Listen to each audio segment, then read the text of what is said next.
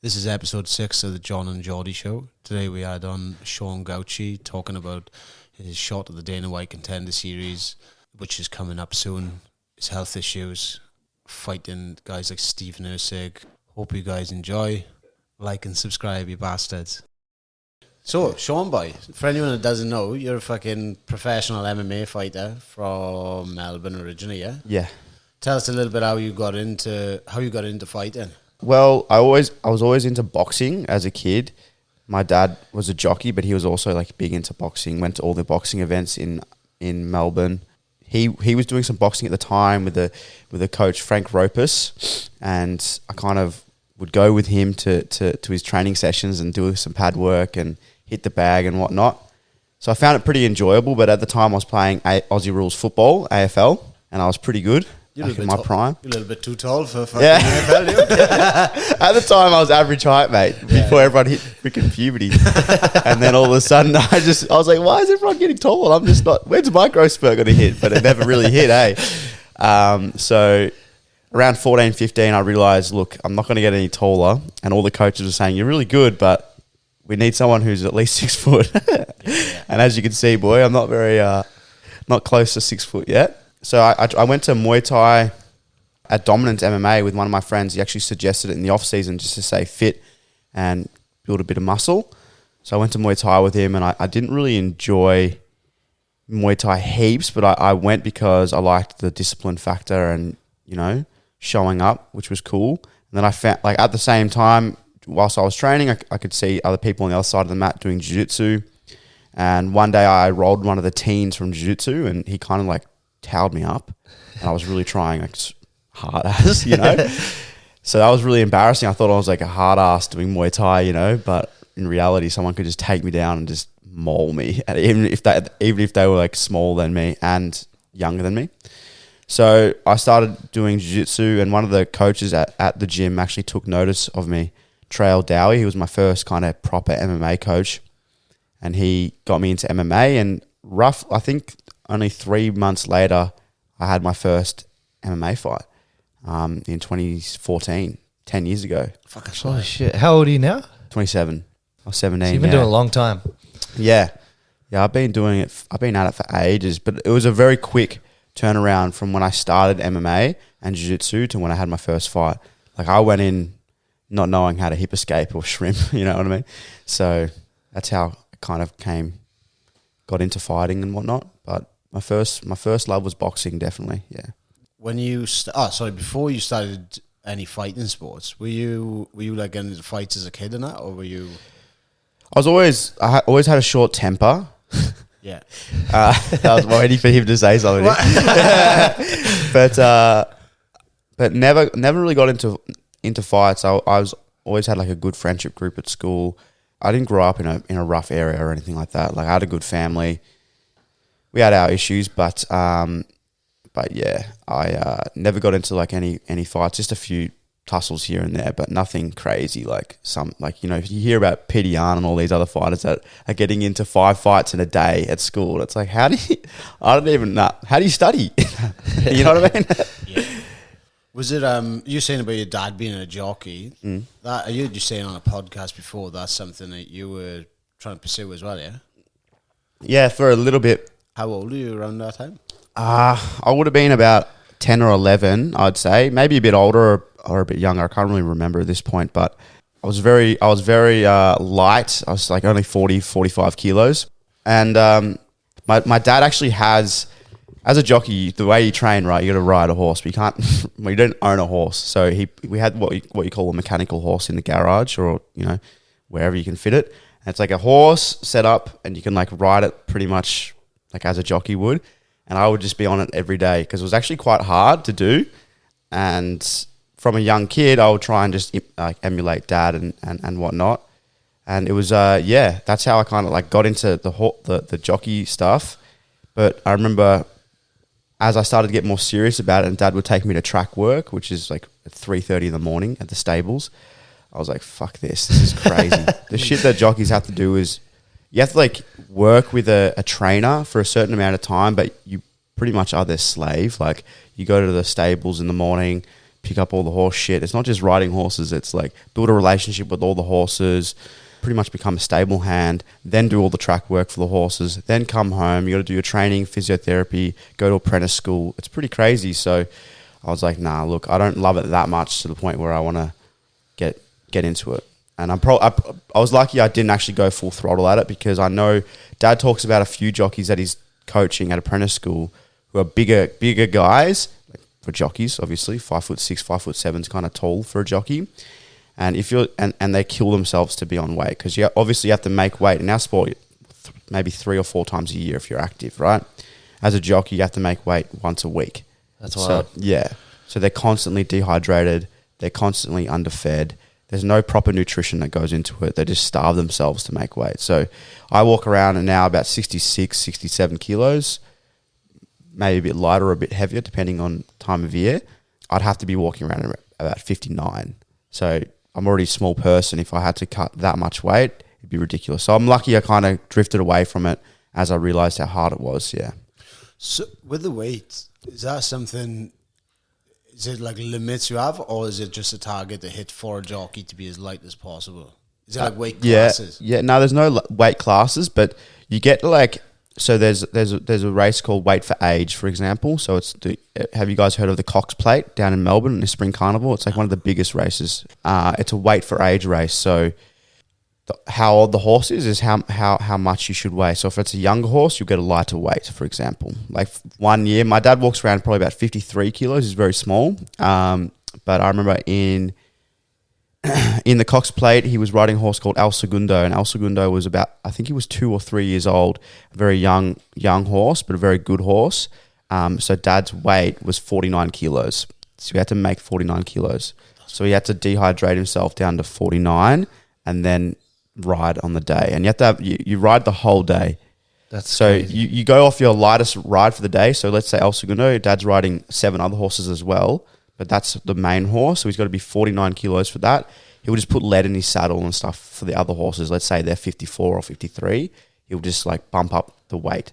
So you weigh in on the scales before the race with your saddle and you obviously, and then after the race with the saddle and you. So it's actually really heavy, man. They don't get enough credit for what they do, and I wouldn't give them any credit.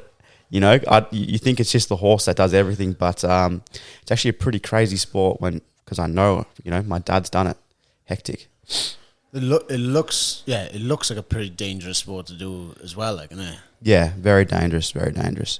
My dad's had a lot of race falls, broke his back. He was in a coma for 8 days from a race fall. Was because my dad was known for like being a leader, so he would ride at the front of the pack. And once I'm not sure how he went down. The horses usually, when they get pushed really hard, they can have like a stroke or heart attack or whatever. And usually they fall face first, so you fall straight down into the ground. By the time you hit the ground, most of the time you're unconscious. But if you're at the front of the pack, you got horses coming over you. You get trampled. You get trampled, and I think the way my dad got really hurt was I think a horse did kick him on the way through. So he was in a coma for 8 days. Hectic sport. Hectic. Because there's so much money in horse racing that do they get paid accordingly? Like, do they get paid what they should, or? Depends who you are. It's same as fighting, right. Kind of. Like they get the rookies and the apprentices, they get a better base rate. Like if you go to a race meet, I think you get like $250 just for attending. And that if you go to 4 during the week, you're making $1,000 there. And then let's say you may have a couple of winners, maybe you place a few horses. There's another a grand or two, So maybe you're making $2,000 a week, $1,500 a week as like a country level jockey. The metro jockeys, the top jockeys, they're making pretty good money. So if you win the Melbourne Cup, for example, which is I think has a $6 or $7 million prize pool, you get as a jockey you get 5 to 10%, and then you get taxed. So you can make 150, 200 grand in a day as a jockey. That's crazy. How old was your old man when he retired? He retired in 2017, 7 years ago, 51. And then when did he start being a jockey? Man, when he was 13. So he had a 38-year career as a jockey, which was just mental, yeah. And he was a top level jockey as well, was he? Yes, yeah. He had like a meteoric rise at the start as like an 18. He was like he won the jockey. It's like the player of the year as a soccer Brownlow medalist, you know, jockey of the year as an apprentice, which is like never been done. He won 3 years in a row. But yeah, like I said, Dad had a lot of bad race falls, so that hindered his career when he got a bit older, because it is a young man's sport, just like fighting. So yeah, as he got a bit older, the rides fell off, but he was always still regarded as a top jockey. Yeah, it's wild when you take into account with you taking head knocks like falling off a horse, getting kicked in the head by a horse, and being dehydrated, cutting weight. I'm assuming they'd be making weight the same day as racing, yeah? Yeah. You weigh in before your race and after your race. Yeah, right. So if you have 8 rides that day, that's a full day's work. It's a 9-hour day. That's hectic. So imagine you cut weight, dehydrate yourself 3 or 4 kilos. You got to ride for the whole day. So you can't just like weigh in and then drink all the water. Nah, it's a whole day, and then after you can drink. And you know, some jockeys blow up to 64 kilos, and then the next week they got to be back at 56. That's wild. It's wild. Yeah, it's wild. Some of the stuff I've heard of jockeys cutting weight all night and then still not being on weight. So on the way to the races, like let's say they've got a ride a couple of hours away, they'll get in a sweatsuit, they'll turn the heater up in the car, and they'll drive to the races just sweating the whole time, just so that they're underweight when they get to the track. There's a guy, Miguel Matthews, he's retired boxer now, but he holds the record for the most professional fights in Wales, and it's something like 140 fights, maybe, I think. 100 plus fights anyway, but he'd do the same thing. He'd someone phone him. He's a journeyman, so someone phone him up and say there's a fight in Birmingham tomorrow, but like he'd have to drop ridiculous amounts of weight, and he'd do the same thing.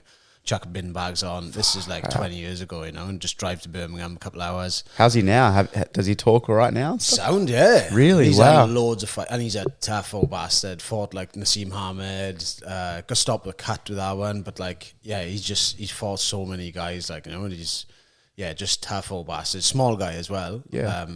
But yeah, he'd do like mad cuts like that, just like bin bags on, heaters on the car, starving, and just drive into the fight, like. But yeah, he's fine. He's not like, when you speak to him, you wouldn't think that he's just like had that many fights and that. Wow. Yeah, it's wild. Isn't it weird how it affects it really affects some people, but then not others? I was watching like a video the other day. I think the fighter's name, you guys might remember him, Nam Fan. I saw it as well. Yeah. Yeah, man. And I just honestly, it shook me a little bit. I was like, whoa, that's really scary, you know, because it's a gamble. You don't know. I know there's certain genes that people have that predispose them to, you know, early on to dementia, Alzheimer's, and all that sort of stuff. But yeah, it's just a gamble like we're all taking as fighters. You don't really know, and it's not necessarily about having 50 fights. It's more about the fights in the gym and everything else that goes along with the sport that makes it, you know, so risky. But well, the trauma in your body, injuries and head knocks and everything, like you said, is most of it's in the gym. The sparring, 2 or 3 times a week or whatever. That's where the damage is actually done, in it. Yeah. I don't know about you, but I've touched wood. I haven't got hit that much like in fights, you know what I mean? But it's more so in the gym, like.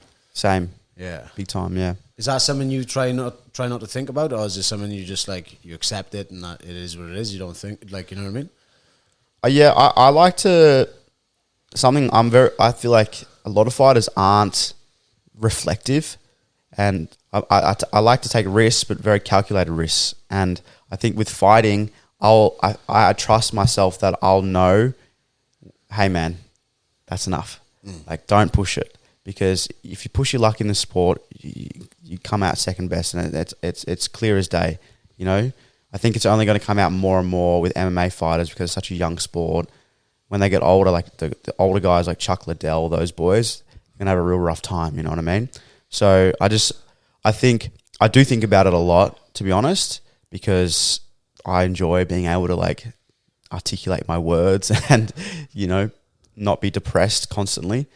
So it is scary, but I think if you can't get in your own head too much, like you said, I haven't been hit that much during my fights. Neither of you.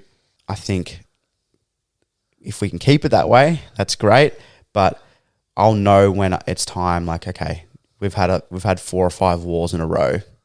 Even if you're doing well, I'm not going to be the type of guy that just keeps fighting because there's money there. There's always ways to make money, and I think I'd rather be 50 years old and be able to talk rather than take another couple of fights just because people want to see the fight or because I'm making a couple $100,000. You know, that's where my mind is. You can't buy health, so. I think it makes a big difference as well as like how you spar as well, isn't it? Yeah. If you're in a gym and you're just trying to kill each other every day, which, you know, there's a time and a place for it, but if you're just sparring with people that's just trying to knock you out every session, that's just detrimental. Like, you know, you're taking shots you don't need to be taking, because like, yeah, it's good to have hard rounds now and again, but like, yeah, some people go to the extreme and then you're just shortening your career. Like, for what? For a win in the gym just means fuck all, like, you know. You only got to win the one that counts, right? Yeah, exactly. I see that all the time, and I was actually speaking to Jean about this the other day. He's a fighter who hasn't fought in a couple of years, but he's had a shitload of amateur fights, and he knows how to fight. You know, he's tough. You don't like. I feel like if you know that if you've taken a punch, you know you can take a punch, and you've been in a fight, you don't need to spar that hard all the time anymore. Maybe a couple times during camp just to get your timing right and to get that heat, that feeling of being in fire. But I don't understand these fighters that spar. Like, so I watch some boxing sparring sometimes. I'm like, holy shit, you guys are like, this is a fight. This is actually a fight. It's just puffier gloves. That's the only difference. You guys are the head knocks you're taking. It's still causing damage. I don't know. It's still fighting's still such a young sport. I think, especially MMA, it'll come out more and more as we go. But I'm glad that people are becoming more aware of it. And something that I always am conscious of is, who are my sparring partners? Who am I going with? Do I have a good relationship with them? To the point where if it gets heated, I trust that we can bring it back to a level that's normal. Because, fuck, man, you don't want to be. I don't know if you've ever been in a position where you've been a couple of weeks out for a fight and you get rocked or whatever, potentially dropped. It's a shit feeling, because you're like, fuck, what happens now in the fight if I get touched in the same way? Is it going to affect me even more? So I like to keep my kind of training partners nice and close, bring in other people if it's actually going to be meaningful. But yeah, down in Melbourne, we used to spar like crazy. Yeah. So I've kind of gone through that phase of freaking trying to rip each other's heads off, and now just sparring. And if I'm relaxed whilst I'm sparring, I spar 10 times better, and I fight 10 times better. Are the guys like us still sparring hard in Melbourne? Is that just like the culture in certain gyms, or does it develop on where people change a little bit? Or no. Look, the hardest sparring was probably when I was at Resilience, and it's not because of the gym culture. The gym culture was really good. It was nothing to do with like an issue. It was just hyper competitive. You know, in the room there was Jake Matthews, Jimmy Crute, Kit Campbell, Ben Sassoli, smaller guys at the time. We had Michael Barber, Jack Jenkins, myself, Michael Manu, bunch of top 10 level guys in each division, and it was very competitive. And that's the thing, like, it would get heated, and then the next couple of rounds would be heated, then you go with someone else, it would get a little heated, and the next couple of rounds would be heated. So and we'd do 10 rounds of sparring. So it wasn't just like 3 5-minute rounds. Usually it was 10 3-minute rounds, which I don't know why we were doing that at the time, but that's the way the sparring was set up. So it wasn't necessarily the culture, it was just the competitiveness between the fighters. And everyone was so even that to get that edge, you needed to go a little bit harder, you know? And you know how it is when you're sparring. If one person lifts it, it usually kind of like goes up in like a staircase effect, you know? Or you get two big guys sparring hard, and then the next you got two big guys slugging it out. They turn right. Who's your next partner? Go with Sean, the smaller guy, and they're still sparring at like big boy pace. Like, you know? Yeah. I've been there before. I remember once it was really funny actually. Jimmy Crute's like the best to spar with. He's like actually really chill, good bloke. And I don't know what got into me, but I just like threw a right hand like hard. And it landed on him, and he just turned around and said, "You're fucked now, mate." And he just came at me and fucked me up for the next 2.5 minutes, and I learnt my lesson. I was like, holy shit. He's a light heavyweight, isn't he? Yeah. I don't know why I did that. It was weird as, man. I was like, gee, you cheeky bastard. I didn't realise how much time was left. There was still 2 minutes left in the round, and he just turned around and said, "You're fucked now." And I was like, shit. He looks like he hits pretty hard too, does he? Fuck, he hits hard, bro. He's a He big hits boy. very hard. Do you spar with bigger guys much, or you try to keep it like? I like to. I like sparring the bigger guys because there's always you get so comfortable with your style. It's just cool to mix it up. I think that's what martial arts is all about. You got to be able to handle yourself. I don't expect to beat bigger guys, but I want to be able to feel like I can handle myself. Otherwise, I don't know. It just I don't like it when smaller guys are like so against sparring bigger guys. I think if you've got a fight coming up in a couple of weeks and you're worried about injury, I'll avoid bigger guys, especially like I'll spar with John because he's professional and he knows what's going to hurt me. He knows what's not going to hurt me. You know, he's knocked people out before, so he knows what's going to knock me out and what's not going to knock me out. Yeah. Whereas some other guys I've sparred with, bigger boys, like they just have no self control and they don't know that I'm not half their weight but nearly half their weight. So it's a big difference. That's me talking now. When I'm sparring with them, I enjoy it. You know. Yeah. I used to be terrible like that, mate. When I first started, like sparring with, like I go from sparring Big Jacob Targan, and then go to like Dan Hill, who's a lightweight, and I'd be just going because when I first started, I just sparred like pretty much fight pace, you know. Yeah. I didn't have any control, and I'd be the same with Dan Hill. And I remember speaking to him a few years later. He was like, "Yeah, it was fuck cunt." He's like, "You got fucking all you big guys just trying to take my head off." But Dan spars pretty hard as well, like, you know, but like obviously there's a difference. But when you're first starting out, it's like you just don't know you got no control over yourself or awareness then, I think, you know. Yeah. But it's a bad fucking habit. Yeah. You get rocked by the little guy and you see red, like old mate. 100%, 100%. Yeah. 100%. I mean, it would piss me off too. It's like something I feel when I spar with someone that this is really egotistical, but when you spar with someone that you know that you're better than, and you're going light, and then they crack you, it's very irritating because you're like, dude, don't make me do it. You know what I mean?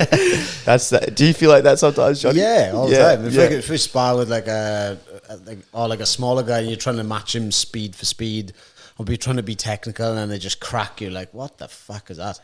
So yeah. Oh, it's frustrating with someone new as well. If you get someone new, they're just throwing shit from weird angles, and you're trying to work with them, but they're trying to take your head off. You're like, what's going on? They're doing random shit. Yeah. Sometimes unorthodox stuff's the stuff you get caught with though. Like even in jiu-jitsu, you know what I mean? Like you roll someone not that good, but they just do weird shit, and you're like, what the fuck? Like, that you bridge, jam in the computer. Like, bridges you. You haven't been bridged like from mount forever, and all of a sudden this white belt does some like weird spastic move, and you're on your back, and you're like, what the hell? Shouldn't work, but it does. That shouldn't have worked. But It's funny, eh? Yeah. When you first started fighting, did you have an amateur career or did you go straight professional? No, I didn't have an amateur career. I went straight to professional. Straight into MMA, no boxing, no nothing, no? No MMA, no Muay Thai fights? No. Yeah, right. Yeah. I thought my first fight was an amateur fight. Yeah. And then we got to the venue and it was like a modified pro fight, but it was still classified as pro fight. Because I think we were so young. We did 3-minute rounds, but A-class rules. So elbows, knees to the head, everything. No shin pads, 4-ounce gloves. So it was like a modified fight almost. Yeah, it was just the same as a fight. But I was 17, so I wasn't able to fight as a pro at the time. So yeah. Was MMA legal in Victoria or at the time? Or South Australia? The cage wasn't. But the cage was legal in Adelaide, which was good. Right. Yeah. What's the difference between like a cage? Isn't it safer? Like you're not going to fall out of the ring or something? So stupid. So stupid. I remember, do you remember AFC? Yeah. So it used to be like this promotion in Melbourne, AFC, which was like one of the bigger promotions. It was like Hex back in the day, pretty much. But all their events were in a ring. And I remember watching Kai Kara France versus Gustavo Falzaroli, and it was in a ring. And Gustavo kneed Kai in the head, and he fell out of the ring and landed on one of the judges' tables, and the fight was waved off after that. But I was like, dude, why are we not just doing it in a cage? But because the politicians thought it looked too brutal. Barbaric. Yeah. I fought in the first caged event in Victoria, Hex 3. That's wild. Rob Whittaker cut the ropes to the cage. It's pretty cool, yeah. Very cool. So they were hesitant to make the cage legal because of the aesthetics of it looking a certain way. Not about the safety. That's crazy, eh? Yeah. But they could completely change the outcome of a fight, you know? Like if you know, like you could be a really good cage wrestler or maybe you don't like cage wrestling, it could completely change it, you know what I mean? Yeah. 100%. Yeah, I think it worked well for a lot of strikers because they could.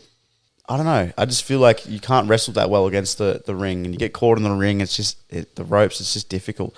You have to be very good at open wrestling. But yeah, I wonder how often that happened in Pride with people falling up the ropes. All the time. all the time they would Yeah. push them back in.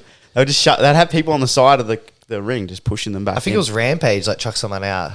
shit. Maybe he got chucked out. I can't remember, but yeah, pretty brutal. I was watching a knockout the other day. I think it was Pride, but where someone was like in the ropes, man. They were caught in the ropes and they were getting fucked up in the ropes. Imagine that. You can't move your head. You're just stuck, bang. The ref doesn't reset you, right? It's not like boxing where they go up on the ropes and the ref. No. You just keep going. They just keep going, mate. It's savage. That's Savage. wild. Yeah. So when so your first fight then, so how do you go with like nerves and stuff going into a fight? Like when you first started, have you had like a bit of a journey with like how to like your mindset going into the cage, just into fight? Sorry, Yeah. Have you like learned to deal with nerves better? Is it not something you've actually? Is it not something you've had to like overcome? And have you always been pretty good with that stuff? I was nervous, 100%. I was very nervous for my first fight. But I think because, again, I'd been around my dad and he had a very high-pressure job, and I'd see how he'd handle having a high-pressure job. Like, if you're on a favourite in the Melbourne Cup, there's a ton of pressure. Like, there's a lot of money that goes into the horse. I think it's like $300,000 just to get the horse into the event. You know what I mean? So, yeah, I could see how he dealt with it, and I was around that all the time, so it rubbed off on me, I think. So I knew that I had to control how much I let the nerves handle me. You know, you can either let the fire in the house warm the house or burn the house down. Same with your nerves. I think I see a lot of fighters, especially backstage. Even when I was younger, when I was 18, 19, it would actually make me nervous being backstage, seeing how like nervous these big, like scary looking MMA fighters were backstage, and people like wear it differently. Some people like smash the pads for 45 minutes because they're so nervous they have to do something. Some people are hyperventilating. Some people vomit. And I think for me, it's just about like really slowing down my breathing. I've gotten a lot better at that recently, and knowing when the time is to fire up. I've done this so many times in my fights where I fire up at the start of the night and I'm not till fight 8. And then it gets to fight 5 and you're just yawning. You're like, shit, I'm tired now. That's a lot of nervous energy that I just wasted doing nothing, essentially. So now I don't do shit. I don't like talking to people backstage. I don't like joking around. I'm not like that type of guy, but I like to keep to myself. I like to just lay down and rest until about 2 or 3 fights before my fight. I'll get my gear on early. I'll wrap my hands first thing, but I just chill. And then as soon as it's time to go, I hit the switch. And I'm a lot better at doing that now. Whereas when I was younger, yeah, a lot of nervous energy, but I control it well, but I would warm up for freaking 4 hours. You know what I mean? And that was my kind of way of dealing with how nervous I was. Whereas now I just breathe, relax, keep my heart rate as low as possible until I need to hit the switch. And when I hit the switch, then I can ramp up the heart rate and get into the cage and not feel... I don't know if you've ever felt like lethargic when you're in the cage, like you're in a dream sometimes. And whenever you feel like you're in a dream, I always know it's going to be a bit of a hard night because it's just like the reflexes are just a little bit slower. Everything's a little bit slower. Whereas my last couple of fights, I've just been switched on straight away. Yeah, you looked it too. That last fight was fucking phenomenal. Yeah, that yeah. was real good. It's fucking good, solid performance. It's it's funny seeing different guys how they deal with it backstage. The thing of you're saying people warm up for 40 minutes.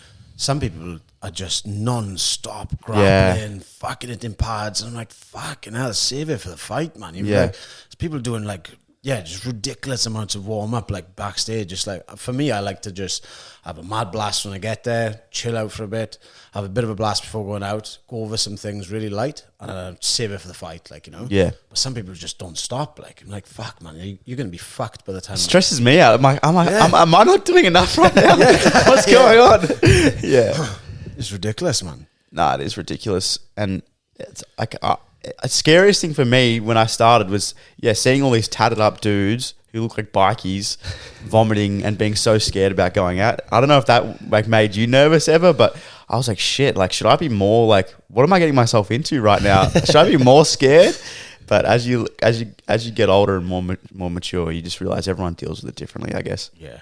And everyone's feeling it. Like I just don't. Some people maybe they say they don't get nervous at all. Maybe they don't, but I struggle to see how. I just think they can't like differentiate the feeling of anxiety and nervousness. Yeah. People are like, I'm anxious to get out there. Well, you're just nervous. You know what I mean? But they're like, no, they don't want to admit they're nervous because it's, you know, they see it as a negative. Like, yeah, it's not a negative. Like, it's like GSP. I really like his mentality because he's not a hard ass dude that's like a sociopath who wants to just go in there and get fucked up and fuck you up. He talks about how scared he is all the time, and he's on another level. Like, he'll stay up the whole night before his fights, like vomiting or really stressed, highly anxious. But he says it makes you better when you fight, and I just tell myself that. You know, if I start getting a bit overwhelmed, I just say, this is going to make you more alert in the fight. It's going to heighten your reflexes, heighten your senses. And it really does. When you're scared and when you're anxious, I notice I fight a lot better. The fight where I fought the shittest was my 4th fight against Tim Moore in Brisbane, and I didn't care. And I thought I was such a hard ass. I didn't care. I just want to fight. I fought like shit. But the fights where I've been so nervous, there's a lot of pressure on me, or I put that pressure on myself, that's when I fight the best.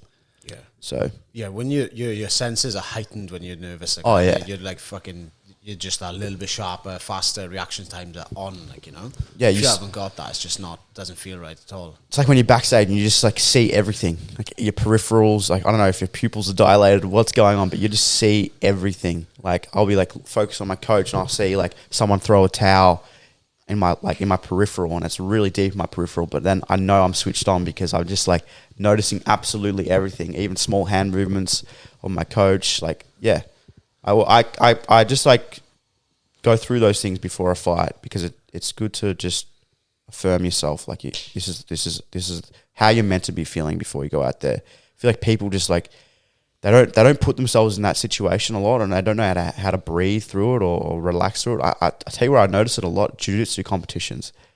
You just look at people and they're just so like overwhelmed they let the moment just overwhelm them so much, and it's like they roll all the time. Yeah, and in jiu-jitsu, the funniest thing is, I roll harder sometimes in the gym against people that like piss me off a little bit than at a comp, you know. So it's just interesting how the mind and the moment can affect people.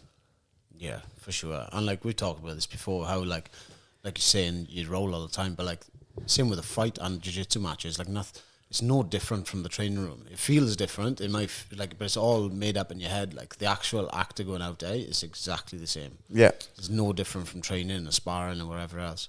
Yeah. Obviously, just the consequences are great. But yeah. So after that, the Tim Moore was your 4th fight, yeah. Yeah. And then you've been on a win streak since then. Yeah. So your up and coming fight is out now, isn't it? Yeah, I can't talk about the opponent, but I can talk about the data. People are speculating online about who it is, but I'm actually not allowed to say. Right. Yes. But I'm on the Contender series, yeah. Yes, on Dana White Contender series. How'd that feel when you got that call? How did you go about it? Well, it was like a weird week because there was a little bit of back and forth. And I felt like my gut feeling was like maybe something was going to happen on the Perth card. And then obviously they chose Stuart Nickel, which, you know, he deserves it as well. And I wish him all the best. I think Stuart's a legend, and I think he's a very high level fighter too. So he definitely deserves it. But after that, you're just a human being, you know. I felt a little bit like deflated almost because it's like you get straight through. I thought in my mind if they were picking from one of us 3. Obviously, there's 3 guys in Australia in my division that are at the highest level. And it's in an awkward spot in Australia because there's a lot of political stuff with the promotions, right? And we all fight for different promotions. So you had Stuart at Beatdown, you had me at Hex, and then you had Drillich at Eternal. So they were going to hit. I knew Mick was going to pick between one of us 3. So when I heard about Stuart going into the UFC, I felt a little bit deflated because not because he got in and I didn't want him to get in. I just felt like maybe that meant my time wasn't now, you know? And that feeling's a bit shit. So I was like, all right, whatever. I got to reset my focus, fight at the next Hex event, potentially try and see if we can do some sort of like crossover between Hex and Eternal with Trilich and I, so we can just have that person who's number one. Not that neither of us will get there. It's just we need that person who's number one right now, so that Mick and whoever goes to look at the Aussie scene, they can see, all right, this guy's the number one. Let's go. I think that's part of the reason why Stuart got chosen, because he was the number one on a Tapology, which I think does make a difference, to be honest. And then on the Sunday, I got a few missed calls from Jeremy, who helps me and manages me at the gym. And I was like, why is he calling me at like 8 o'clock in the morning on a Sunday? And anyway, I called him back, and he spoke to me about a potential fight offer on Hex, but he had like a weird like tone of voice. I was like, why? And I was a bit annoyed because I was like, why are you bothering me about a fight on Hex? Like, just tell me tomorrow when I get to the gym. You know what I mean? Like, it doesn't matter. And then he's like, oh, okay, yep. And I could just tell something was going on. I was like, what was this call actually about? And then he broke the news to me that we got an email saying that it looks like I'm going to be on the Contender series.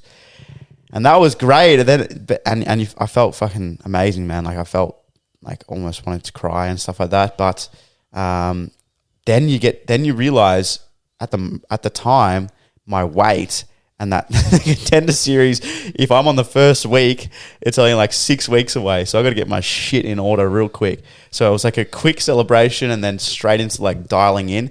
And then it was the weight of like, is it confirmed? What's going on? Or was it just an email? When is the date? And now obviously I have a date. I'm not sure if I don't think I can actually even say that still, but yeah, I've got enough time to prepare well. You know what I'm saying? And that was a bit of a relief, because I was like, shit, what happens if I've only got like 5 weeks to prepare? I've got to get my shit in order. So it was a quick-lived celebration, but it was an amazing feeling. Yeah, it's so exciting, man. It's awesome. It is hard. I will say it is a difficult one though, because with the Contenders, obviously you're not straight in, right? And it feels like people congratulate you like you're in, but you're not in. You know, even if you win, you're not guaranteed a spot. Remember Brendan Luhan? He's like a PFL fighter. He's a very good featherweight fighter, but he fought on the Contender series, had a war and won. But Dana said, no, I didn't. Not good enough. It was a war, man. Like, he was pissing blood. Probably depends how Dana feels on the day, eh? Like exactly. What mood he woke up in, you know? So, yeah, that's the thing. It's a weird feeling, because it's like you've achieved something. It's amazing to fight overseas and in Vegas. That's where it's happening. It's awesome, but at the same time, you don't want to, count your eggs before they hatch. You just gotta relax a little bit. Just celebrate that opportunity, though. Yeah, I think that's what everyone's celebrating. I know what you mean, but like it's like for me, I'm just celebrating the opportunity to get in there. You know, it's like now's your time, and it's cool as fuck, man. It's like this is what you've been working for the last 10 years. Like, you know, it's it's an exciting fight as well. Obviously, we can't say the the opponent, but am I right in saying you have to go over to Vegas pretty soon, in between now and the Contender series for media and stuff, or do they just take you over? Still not sure whether they do it just like the week of.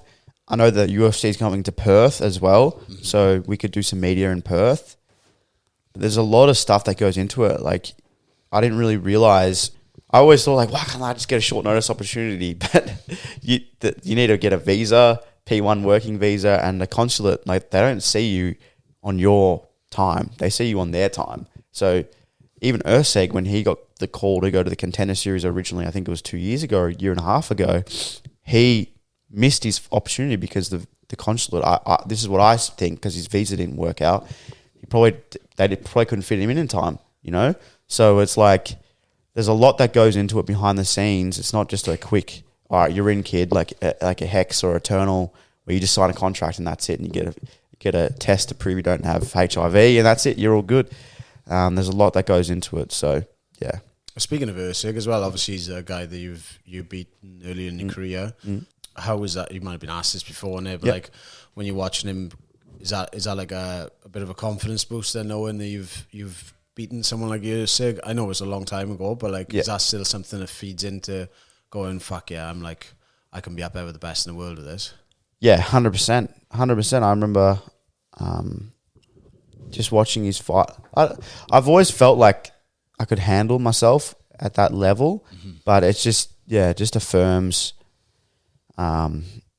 my position at the moment, I feel like even the other fighters in Australia, Drillich and Nickel, I think we're all in a position where we can actually make a difference in that division. And when I say a difference, not just be a fighter that goes in there and wins one, loses two, and then you're out. You know what I mean? Go in there and make a run at the division. And Urseg went in there and he's done that. I mean, he got a title shot in like a year and a half after 3 fights. And when he fought Pantoja, far out. If he didn't make that one mistake, he would have probably won the damn fight. So it's a pretty competitive fight for 5 far rounds. out, man. Crazy. Best in the world. It's mad. Yeah, mad. And in my opinion, I think you, the three of you, Nichols and Drillich, are like top 10 UFC caliber already. Like, you know, and like the three of you aren't in there yet. You know, I think you're all top 10. So it's exciting times for all of you, I think. Yeah, definitely. In the middle of your career, obviously, you've had some health issues and stuff. Is that I don't know how much you can go into it, but I heard rumours you'd had like a shin and forearm extension, like like the dwarfs get. Yeah. So I actually used to be 5'1" and now I'm 5'5". It didn't really work out as I planned. I wish, mate. I wish. But yeah, I had some time off. I had I got diagnosed with Crohn's disease at the start, and then it got shifted to ulcerative colitis. It's pretty much the same thing, but just in the large intestine. And it was pretty shit, man. Literally, yeah. Yeah. So I remember I won my fight in 2019 by knockout. I was 6-1, and I was like, "Fuck yeah, this my career is going to take off here, boys. I'm going to have one more fight and probably get picked up here." And then, I was like 3 months later, I was in hospital, in and out of hospital, couldn't leave the house, going to the bathroom 20, 30 times a day. You know, it's a pretty brutal condition, Crohn's as well, isn't it? Yeah. It can be very, very heavy. Some people, it ruins their life. I'm just being honest. It does. They have to just like manage a condition. That's their life, you know? And yeah, I remember when I first got it, I was in a public hospital at the time, and this like was really bad for me because the doctors who were treating me didn't know much about the sport. They obviously weren't very sporty people. So when I asked them, my first concern was like, am I going to be able to fight? Like, will this go away so I can fight again? And they weren't very reassuring. They pretty much just said, probably not a good idea because the stress levels, all that sort of stuff, it's going to really affect your condition.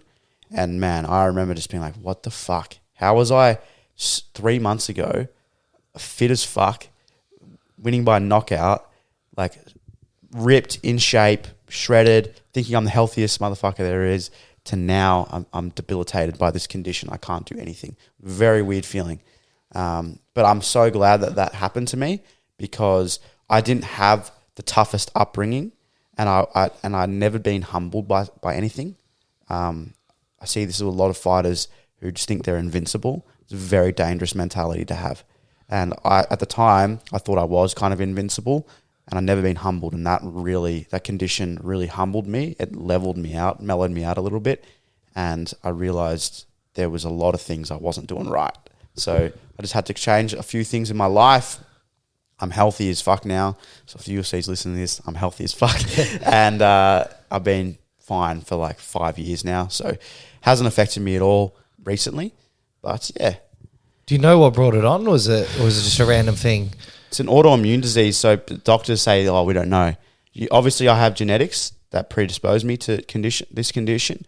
But none of my family members ever had it. So that's one of the first things I ask you when you get in. Anyone in your family got this? And I was like, no. And they were like, wait, can't be this then, because usually it is kind of coincided with someone else in your family having it. So I just think for me, at that time in my life, I had just way too much going on. I was studying full-time as a chiropractor, which was about 15 hours a week of study. I was training like a madman, just like when you're young, you just train for 3-4 hours at night, and then you go home, you don't sleep, and then you do it the next day. Same sort of shit. And I was working at the same time. And I was kind of in relationships that were probably not the best for me at the time. And I had a social life. And I was, so my body, I think my body's like, nah, screw you. You need to calm down. And it just taught me the hard way. Yeah, well, it's like you said earlier, you can't buy health. You know what I mean? Like, you can have all the money in the world, but if you're If you're sick, like that doesn't mean shit, and you would realize that. You realize that's so bad when you're like debilitated by something. You're like, holy shit! I would do anything right now. Anything. I would wipe my entire fight record. I would do anything just to be back and confident going out to go for some drinks with my mates. You know what I mean? Yeah, crazy time. But I'm very happy and grateful that actually happened because a lot more humble and I think a lot more mentally strong than I would have been if that never happened to me. You know. So what have you done to change that? Then you said you've been clear for like 5 years. Is that mostly diet, medication? What's look? Medication obviously helps, but I do a lot of like meditation. I do a lot of Wim Hof breathing. I think for me, I'm. Do you guys know like parasympathetic, sympathetic nervous system stuff? Yeah, so sympathetic nervous system, that was like where I was all the time, fight or flight mode, like 24/7. And I still get into these ruts sometimes where I do fall into that again. Like, I don't know if you guys have ever been in a situation where you start your day, you've woken up late, you got to quickly get to work and you're stressing, traffic's pissing you off, you get to work, it's kind of stressful, you're kind of not organized, shit's annoying you, and then straight after work, you got to go straight to training, you're stressed, traffic again, you get to training, you have a bit of a shitty session, and you got to go straight back to training. It's like, you know, when everything's just like, you're in like fight or flight mode the whole day, you don't even like really, not taking anything in, you're not relaxed. That's where I was, like 24/7. So I still get in those modes, but for me, it's about trying to calm down and get into a parasympathetic nervous system.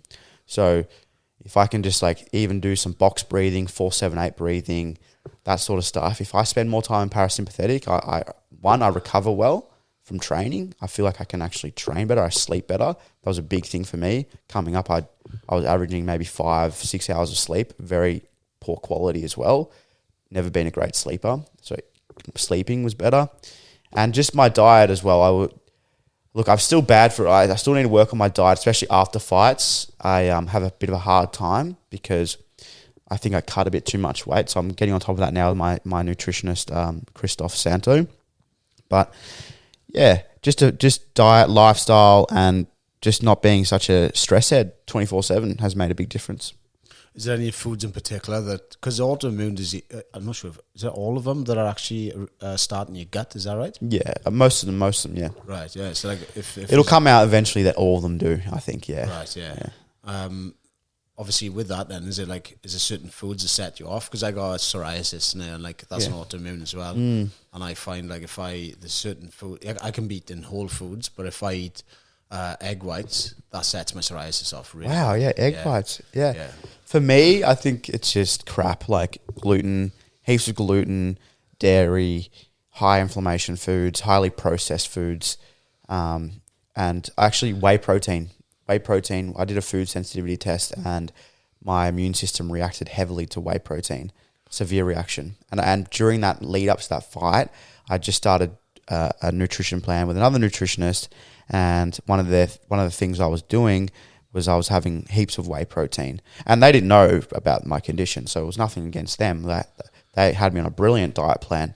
I just didn't know at the time that was pissing me off, but I did notice I was getting some weird like bloating and stomach issues from that. But I just thought, everyone talks about protein farts and everything like that, so I just thought, hey, this is normal, right? To feel like really bloated and swollen after protein. So yeah, that's one of my triggers for sure. You obviously had to do your own research to figure that stuff out though, right? Like the breathing and the diet and stuff, because the doctors, like I had an autoimmune problem too, and I'll be like, oh, is there any correlation to diet or anything I can do to help it? And they're like, no. Yeah. But like, surely there is. Yeah. Look, when I first started in the public system, they were terrible, mate. They were literally saying, nothing you can do, unfortunately. You just got to try these. And the craziest thing about Crohn's and ulcerative colitis, and I feel terrible for people in the public system, is that if it's not to the point where you need it taken out, they don't want to like do much. So they give you they start you off on this little like these tablets, right? And they're just like anti-inflammatory tablets, like very gentle tablets. And it worked for like 2 weeks for me, and then bang, straight back to bleeding, going to the bathroom, urgency, crazy. And then they try another medication and they tick that off the list. And if that doesn't work, okay, we go to the next medication. Until you finally get to the medications that usually the injections and the infusions, they're the best because they suppress your immune system a little bit to the point where your immune system's not attacking yourself for no fucking reason, right? Yeah. But you need to go through all these boxes in the public system before you get to those. And some people don't get to that for years, and then by the time they get to that, their bowel's so damaged that they have to remove and have a bag, you know? So that I'm grateful and I'm blessed because I got in contact with a private doctor, Chris Schneider in Melbourne, really good gastroenterologist, a younger guy, which was awesome, and he had dealt with athletes, and I was like, holy shit, when I heard that, I was like, fuck yeah, I've got some hope. And he actually is the only doctor I've met who's so open-minded and so like wanting to listen, even stupid shit when I mentioned stuff about like, oh, what about carnivore and this and that or the other, maybe stuff that he wouldn't, when I say stupid, I mean like he wouldn't in the medical world really understand. He would be open to listening to me and be like, okay, that's something we should, let's have a go at that. Maybe it will help, you know? Whereas other doctors would shut you down straight away and be like, nah, that's stupid. Like it's been proven diet doesn't do anything, which is just not true, bro. It's not true. Diet's everything, man. It makes such a difference. Like, and 100%. there is things that you have to step in and have medical intervention, even with ticking all the right boxes. But like, yeah, I think so many people aren't taking any fucking boxes and just going straight to like medication and pharmaceutical stuff. But yeah, like if people change their diets, it could change most people's fucking problems. I think, like, you know, dude, diet, sleep, and just not being sedentary. I think that would cure a lot of disease in this country. People just don't want to exercise because they're freaking lazy. Yep. People don't want to eat healthy because it's not convenient. And people don't respect sleep enough because of this hustle freaking mentality 24/7. You got to work. Also, the cost of living as well. Like, you have to work. So it's just, we're set up already for the way we're wired and the way that society's set up. We're already put in a freaking position where we're disadvantaged. It's about slowing down and realizing, holy shit, there's actually my health is, it actually empowers you because you realize a lot of your health is in your hands. And that's empowering. It shouldn't be, people are like overwhelmed by that, but it's actually a good thing. I'd rather that than my health is controlled by if I take this medication or not.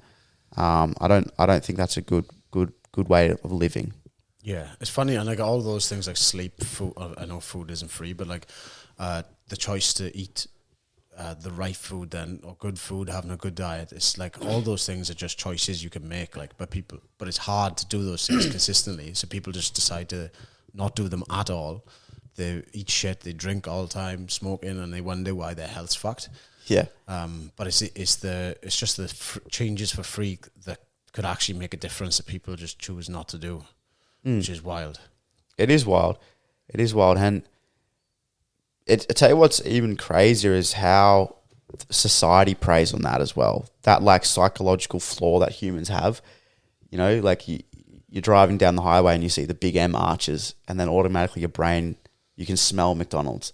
You know what I mean? And then automatically you're like, oh shit, I haven't eaten in a couple of hours. Maybe I'll just drop by and get a large, Big Mac meal. You know what I'm saying? Convenience. Yeah, it's crazy how society and people prey on that. The flaws that we have as humans, where we just want convenience, laziness.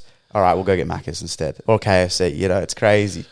Oh, so with going back to the Dana White Contender series, you can't give a date now. You said, yeah, nah, right? Don't think. I don't think so. Yeah, It's this year though. Yeah. It's right. It'll be the later half of the Contender series. Yeah. So it starts in August and it goes all the way till the end of October, mid-October-ish. So I'll be kind of near the end of the Contender series. And that's streamed like live as well, is it? Or did they? Yes, it's not like right over. Fight Pass, I'm pretty sure in Australia that's where you can watch it. ESPN in America. That's cool, man. So like where do you see yourself after getting there? You running for you're looking world champion status here? I'll have names prepared. Yep. To call out.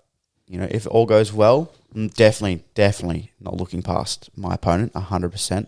I have respect for my opponent, and I think my opponent respects me. So I think it's going to be a hell of a fight. So that's the first thing, getting through the fight, which I have full faith that I will, and then I'll have some ideas in my head, just because I feel like I don't want to be that guy, but you have to call someone out. when you're in the UFC and they give you a microphone, that's them giving you an opportunity to set up your next fight. That's what I believe. And a lot of fighters just go, oh, I'll fight anyone they give to me. And then no one's fucking interested in what you're doing next. Everyone's like, all right, sweet. Give him Joe Blow that's just started. So if you can get onto the mic and say, I want this person because I believe I'll knock them out, that already, they go, holy shit, all right, let's give him that guy. And maybe it's a favourable matchup for you. Maybe you've actually done yourself a favour by doing that. But people just don't take advantage of that. I don't know why, but yeah. Probably fast track your way to the belt quicker doing that too, right? Yeah, exactly. That's one thing Usyk has done really well. Like even after his fight where he knocked out, what's his name? Schnell? Matt Schnell? Yeah. He immediately called out Moreno and put himself in the title picture of fighting the best guys. I think the UFC was like, fuck, all right, respect. He wants to fight the hard fights. Let's actually give him the world title fight, you know? Whereas I feel like if he just went out there and was like, oh, I don't know, whoever UFC gives me next is whoever I get. Maybe he still would have gotten it, but it's just doesn't have that same, people were like, okay, I'm just keen to see him fight next. Yeah, I think people get stuck in like either trying to be way too humble and not like putting their foot in the door saying I want this, or you get people that are trying to be the next corner, like, you know. But there's somewhere in the middle where you can be just sure of yourself and just call your shot as well, like, you know? Yeah, it's crazy how now whenever people are out there and want to call out someone, it's kind of, it doesn't feel authentic anymore because of McGregor. Do you feel like that sometimes? Yep. Like everyone who talks shit now, you're like, oh my God, he's just trying to be Conor McGregor.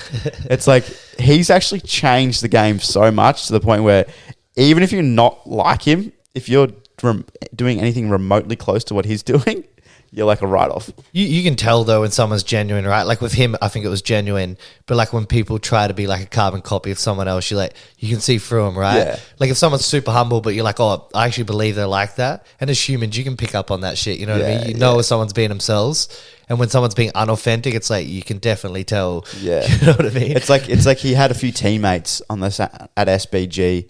James Gallagher. Yes. Yeah. Oh yeah, he was training in Iceland when I was there actually. Yeah. Look, he seems like a good kid, you know, but far out, mate. Like, be authentic, be original. Like, why are you? I don't even know why Conor was so supportive of it too. But for me, if I was Conor, I'd sit him down and be like, hey, mate, like, do your own. Maybe he has, but I would say do your own thing because people can smell it. And he got fucking embarrassed, bro. Because if you can talk all the shit you want, but if this is a sport where you need to fucking back it up. And if you're putting all that pressure on you, people don't realize why Conor's so special. Because when you're talking like that for fucking 8 weeks before a fight and it garners that sort of attention, do you know the amount of pressure that you're under? I mean, we all saw when they got into the cage, him and Aldo was freaking out. You could see in his eyes and his face, he was freaking out. Conor was relaxed, chill, like doesn't give a shit. But like other people think they can do that, and then they get in the fight and they're fucking. Now I gotta fight. Like, shit, I can't. I can't fight. That'd be me. You know, we just saw the flyweight fight. You know what I mean? They talk all that shit that they're jumping around in the cage. They've got 50 security guards that are 6'5" in there to protect these guys, and they get in there and they fight. They throw 7 strikes in the first fucking round. That was wild. Crazy, man. That was wild. You know what I'm saying? That's what makes McGregor, like guys like that, so special because they actually. Conor's a psychopath. Like, he actually doesn't give a fuck. And that's really cool, I reckon. But yeah, you can sniff it out when those people don't have it. Was your mate meant to fight him and didn't go ahead? Brett Johns was signed up to fighting in Bellator. I think twice, maybe. I don't know why it didn't end up happening. But yeah, it's just uncomfortable seeing a guy like I know. It's just because some people can go, oh, I'll take a little bit of this, but that guy just completely copied the way he talked, his laugh. It was fucking, it's just weird. Yeah, the laugh, dude. Like, the laugh gets me. It's so weird. And Instagram stories, the car, you got the hand, on the steering wheel of your Merc, the second-hand Merc. Oh, fuck, it's crazy. Do you know what's wild, though? Like, obviously you're a flyweight now, yeah? Yeah. Like, they were on about Cannon in the flyweight division before, weren't they? Yeah. And now you got, it's fucking on fire at the moment. Yeah, it's fucking sick. I mean, that fight didn't do it any fucking good, but it's good. It's good, man. I'm glad because I did go up to bantamweight for a little bit, and I just didn't feel. I felt undersized. Like I genuinely, and this is going to sound arrogant, but that's okay. I look at the flyweight division, and I think I can actually be a world champion. I look at Pantoja, and I don't think there's anything that separates me and him. Maybe just some things mentally he's gotten through that I haven't yet had to face. Skills-wise, I feel like we're quite even. Maybe actually I have better skills. But he's a tough motherfucker. I'm not saying taking anything away from him. I'm just saying that's what but when I looked at the bantamweight division and I look at Sean O'Malley and the size difference, and I just think like, fuck, it's even like Corey Sandhagen and some guys in the bantamweight division, those guys, dude, they cut from 75 or 74 kilos and they're jacked. It's not like they're just like, 74 or 75 and fat. Whereas I was 71 and fat and just not really disciplined with my diet. You know what I'm saying? So I'm glad that they didn't get rid of it, because now this is actually my natural weight division. And when I'm lean, I'm mean and cutting weight, which I think is good to cut weight because it makes you hungry as fuck. You feel it's just a big difference I can feel in myself, and I just feel so strong in the division. So glad that didn't go through, because I probably would have had to take a year off to actually genuinely bulk up and like get to like Sean Shirk. Remember Sean Shirk? Yeah, just like a little steroid motherfucker. You know what I mean? Because man, Sean O'Malley would jab my fucking face through the. Because they're big, him Dude. and Sandhagen, even looking like Aljo, is it? Aljo's Oh like my big, gosh, he's a bro. big man, like, He was 77 kilos at the jiu-jitsu comp the other day. It's just crazy, mate. That's insane. Imagine him getting to 61. That's insane. But yeah, you're definitely in the right division now. How do you think? What's your thoughts on Usyk and Kai Kara France? Is that when's that? That's 305. That's 305. Yeah, that's a good fight, mate. I think fighting Usyk, one of the things I realized I didn't anticipate, I didn't respect, was how good he is with his range and his distance management. Because at flyweight, I feel like everyone's really, really small. No one is that great with distance and range. Because he is actually taller, I don't know how he makes the weight, because he's like 5'9". He's not thin. He's actually got a bit of muscle to him as well. Yeah, it's just hard to get in on, man. Like, he's got a very snappy jab. I think that's going to cause Kai some issues. I think Kai has a power advantage, if I'm honest, but I think that Usyk has the skill advantage and the timing and the range. I think if you look at those together, I think he's got a bit of an advantage. I think that'll just eke out each round, because Kai's a strong boy, and I don't know if you guys have seen his Instagram, but he deadlifts like 200 and some ridiculous weight. But it's just, that doesn't matter much if you're constantly on the outside, and Steve makes people fight his fight, and I think that's one thing. When he had that fight with Cody Haddon, remember that fight with Cody Haddon, Steve Usyk? Yeah. What Cody did really well was, in the second round, he's like, screw this, I'm actually just going to put this guy on the back foot and go after him. And he did that, and it worked out well for him. So if Kai can't do that, I think Usyk all day. But I think if Kai can bully him a little bit, he'll have success. I just Kai's so small. It's going to be hard to get on Usyk's jab. That's my opinion. Is it a 3-rounder, that one, or? Yeah, it's a 3-rounder. I can see Kai doing it because he's just got so much power, and he's got beautiful calf kicks as well.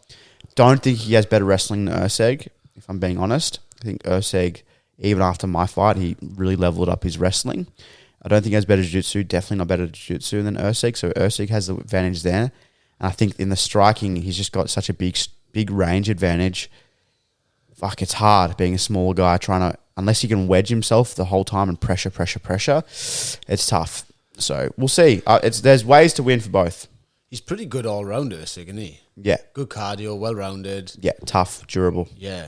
It's an exciting fight. I tell you what, it's exciting for Australia MMA in general. Like, thinking of the potential of having you, Drillich, Stu Nichols. You've got a lot of like best flyweights in the world there, potentially in the UFC soon. It's pretty wild, eh? It's mad, yeah. Yeah. It's cool, man. It's exciting times.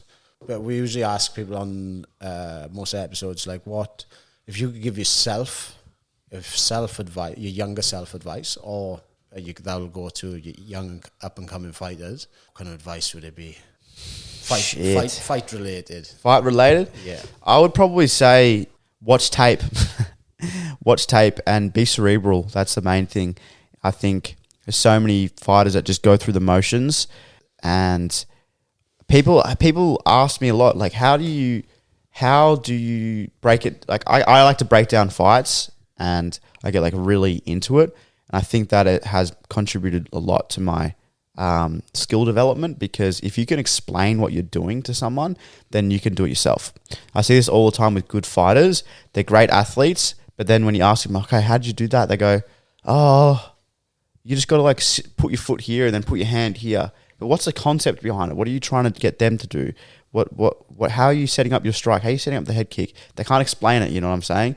So look, obviously there's always the advice, work hard, fucking, go to train every day, bust your ass. So I'm not going to be the same old shit every time for you guys. But one thing I would do, if you're a young fighter coming up and you want to get good, pick out some fighters that you really like, watch them, and try and emulate them in training. If you can emulate them in training for a couple of months, you can understand what they're doing and how they're setting them up and what their weaknesses are. Then you can take what's good, leave what's not, go to the next guy. It's like with me, I started, when I was really into fighting, I took a lot from Uriah Faber, how he was setting up his overhands, just little things he was doing on the ground for control, his elbows on the ground. Then I went to TJ Dillashaw, so I started training from southpaw position. And I was like, okay, how can I switch into southpaw, doing mid shifts, all this sort of stuff with my striking. And then I moved on to people like Cejudo and Mighty Mouse and their wrestling techniques. Mighty Mouse, how he sets up and uses his Granby roll in scrambles to get an advantage position. Cejudo snatch single leg and his feints, which I've come to realize don't really do much. And then now lately, like the one that I was on for a while was Peter Yan, and how he uses his tight high guard. Because I always struggled with guard, like guard in MMA. I use footwork primarily over guard, and that would make me really tired. So I was like, how do I get my guard better? And then I see this guy fighting with a freaking crazy high seashell guard, and I'm like, well, this is what I need to emulate. So I started emulating him, and I feel like I've gotten that down really well now, where my guard, nothing's getting through, and I'm countering really well off the guard, making people pay. So that's one thing I would do. If I was young, if you're a taller guy, look at Adesanya, look at even older school fighters, how they manage their distance. That's the main thing. If you're a stockier boy that wrestles, look at Khabib, look at Islam, how they're doing it, how they chain wrestling, that sort of stuff. I think that's pretty good advice, actually. Like, I think, and especially, and even watching fights and stuff, and watch your training partners in the gym, innit? Like, something Danson's really good at was like when you get someone like a couple of the boys just not paying attention when they got you sparring or someone else.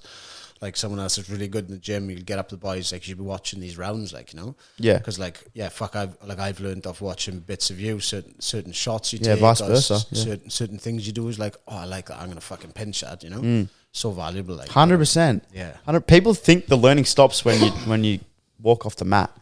No. That's the thing that I've realized. Like, that's why you probably got so good, Geordie, because I imagine you study a lot. You watch your instructionals and you pay attention, and you watch some matches of people that you like. That's the only way you really get better. Well, not the only way, but that's one of the main reasons why people get better. I feel like that's part of the obsession, is not just switching off after training and going home and fucking having a wank and going to bed. It's putting in the hours outside of it. When you don't want to do it, that's when it's most important. When you don't want to watch tape, when you don't want to watch highlights of someone, that's when I always do it, because that pays off the next time you're at training. It gives you that little bit of an edge against the guy that only does it when he feels like it. For sure. Yeah. And you can only do so much physical work, but when your body's tired, that's when you do the mental work, like you're doing it, watching tape and stuff. And I feel like when you retire from fighting, and you're going to be an awesome coach because you have that analytical mind, you know what I mean? Yeah. I've done a lot of coaching, actually. That's another thing. If you can, and you're a young guy, coach a little bit, because it does force you to like, I see this in jiu-jitsu, and it helped my jiu-jitsu heaps, because jiu-jitsu for me, I've always had a love-hate relationship with jiu-jitsu. I love it, but I hate it because I can't put everything into it, and I feel like that means that I can't be the best on the mats at it. You know what I mean? Yeah. Do you get that? Do you know what I'm saying? As an MMA fighter, there's so many damn things to be good at. I hate just being good at something. I want to be like the best at something. Yeah. And that's just the way I'm wired. You know what I mean? I'm highly competitive like that. So, yeah. Oh, so what actually helped my jiu-jitsu when I was just kind of going through the motions was learning what the words meant. Like, X guard, Yeah, getting up Don't start. You Yeah, gotta learn crazy. fucking Japanese. De La these days. Hiva, yeah, Osokatu, you know what I mean? All this crazy shit, you know. But knowing what they mean and knowing the terminology made a big difference. The same with striking. If you can't articulate what you're doing with the right terminology, not just saying, "Oh, I'm throwing a jab and twisting my toes this way." No, you got to actually like, I'm throwing a shift step jab, or I'm throwing a you know, yeah. A split step jab, which is different to a switch step. You know, it's kind of like actually knowing the differentials. That makes a big difference, I think, especially for your brain. Going back to you can't, you shouldn't just, you know, your training doesn't stop when you come off the mat and you go home and just have a wank and go to bed. Like Geordie, it's two birds with one stone. He's wanking while watching instructions. Well, that's good. Yeah, I heard he really enjoyed. Spent a lot of time actually going through the reach around instructions Craig Jones put up. So look, that makes sense. But, Both did. He's on the turtle one next. You know? Yeah, back push scarred in it. Yeah. Man, I learned so much from grappling like MMA fighters. Like it's just it's a way different game. Like 80% of the shit in jiu-jitsu is just useless for MMA. Yeah. You know what I mean? It's like, well, this guy's just going to stay on top and that's his whole goal. And bunker down, Yeah, it's a way different sport. I actually really like it. I've learned a lot from training. You know, if you guys, MMA guys, like, I'm like, fuck, it's actually really hard to do jiu-jitsu against someone when they don't want to do jiu-jitsu. Yeah, dude. Yeah. I remember I trained at Team Alpha Male, and I always think I was like such a good like grappler and wrestler, because in Australia, wrestling here, if you win one wrestling tournament here, you're the best in Australia. You know what I mean? It's crazy how shit it is. So I went over there and I was like trying to do shit, and I did like a no-gi class, and there was a guy, Ronnie Rodriguez. He's a funny lad. And he was a very good wrestler. I don't know if he was Division 1, but very high level. And fuck, mate, I was underneath in butterfly, and he just sprawled his hips and just held me. And I was like stuck, like, you know, I couldn't do shit. And I was like, if someone just wants to hold you like this and they're strong, there's nothing you can do, mate. Like, you gotta work around that, you know? And then add strikes onto that. That's what I always think. Like, I got Johnny on top of me. I'm like, all right, in jiu-jitsu sense, like, I'm not going too bad, but if this guy's punching me, it's like, this isn't a good spot. Yeah, it's crazy. It's crazy, yeah. If people don't want to engage in the jiu-jitsu stuff, it makes it a lot harder. But no, fuck, we'll wrap it up there anyway. But thanks for coming on, boy. It's been a fucking good chat, and Legend. Good boys. All the best. I'm excited to see you go all the way with it. It's same with you, Johnny boy. Yeah, can't wait, boy. I'm looking forward to seeing this Contender series fight. It's gonna be fucking wild. I'm excited, man. It's gonna be wild. It's awesome. Yeah, buddy. Cheers, Sean. Boy, it was good. Cheers, fellas. Thanks, Thank you. Thank you.